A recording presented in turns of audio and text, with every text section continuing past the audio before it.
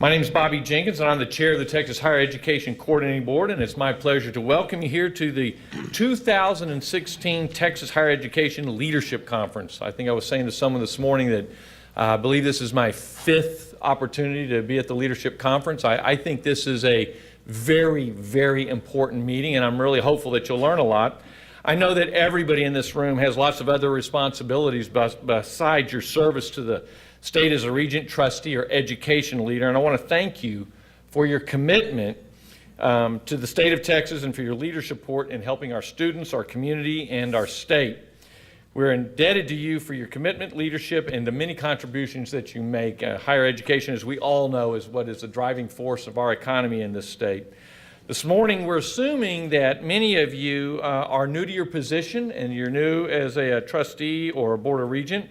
For those of you who have been in your position for some time, we hope that that the information we cover today will be of interest to you and that you'll give you an opportunity to ask questions that will lead us to an interactive conversation. That's really what we're hoping when we have this meeting every year. A lot of good training, but it really is one of those rare opportunities where we have people from all over the state that come together, and so the opportunity to have a good, robust discussion is really one of the most important things that we hope to gain from this conference. To give you a little bit of historical perspective as far as what we're doing here, in the early 90s, the Texas legislature decided that coordinating board should provide training opportunities for newly appointed university regents and extended this to newly elected two-year college trustees during the 82nd Texas legislature in 2011. Through the years, we've learned that the benefits of extending invitations to other higher education leaders as well. That way we can all get together once a year, once again, and discuss those common goals that enhance our knowledge and understanding of the key education issues for the state. So once again, it is that rare chance that we're all to be together. Today, there's work that has to be done. This is one of those deals where we've got to check off a box and make sure our I's are dotted and our T's are crossed.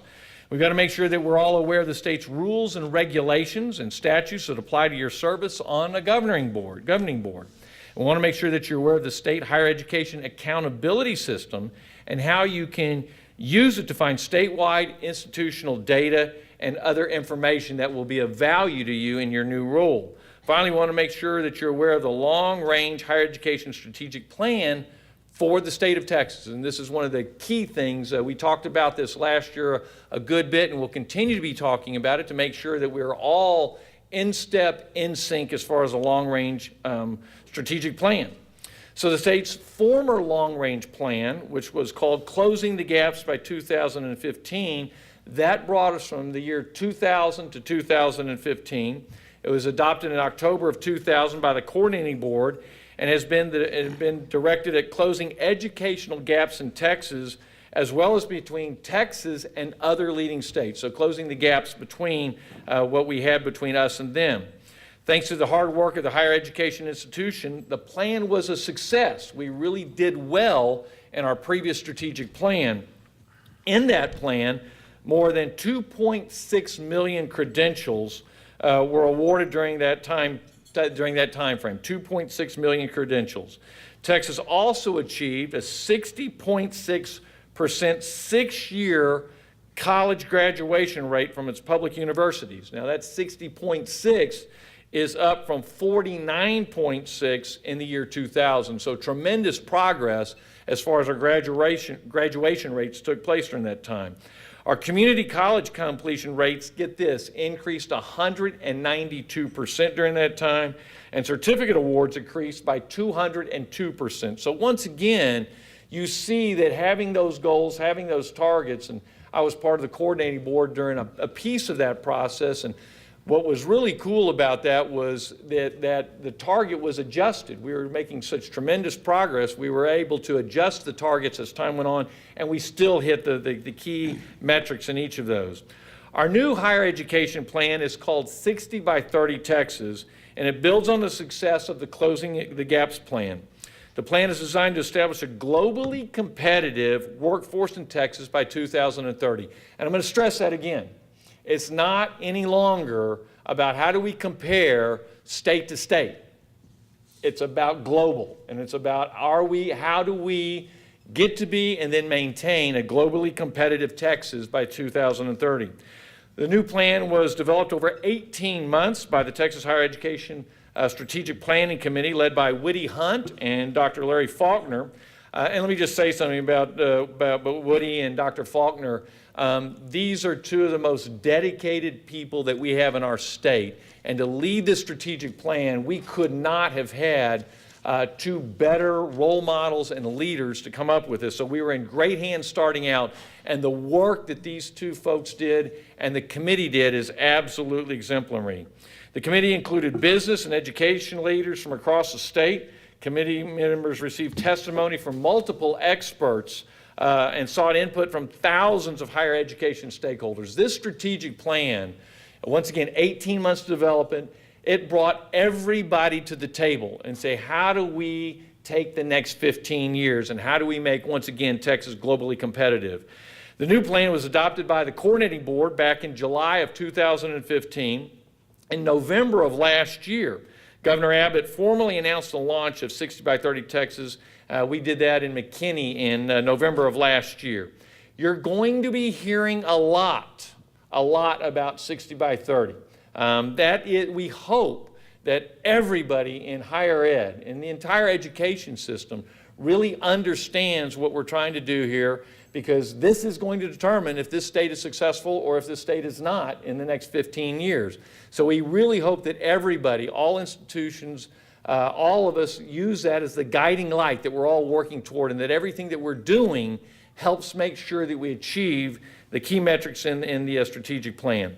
For now, I just want to say that in order for Texas to succeed in achieving the goals of the new plan, we have to have everybody's help and everybody's involvement. Success is going to rest heavily, and this is a key piece to what we're talking about here, and I think that as you go around the state, you'll see it's about collaboration between higher ed, K through 12, and workforce. That's the alignment we've got to have.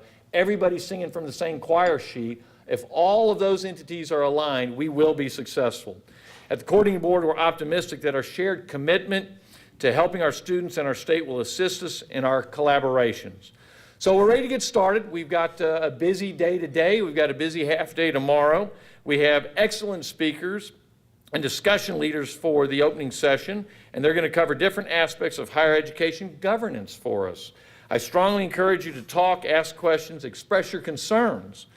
We have wireless microphones are available so that we can hear each other clearly, to share ideas, exchange points of view, and learn from one another. That's really the best thing that we can have here, is that conversation and that learning experience.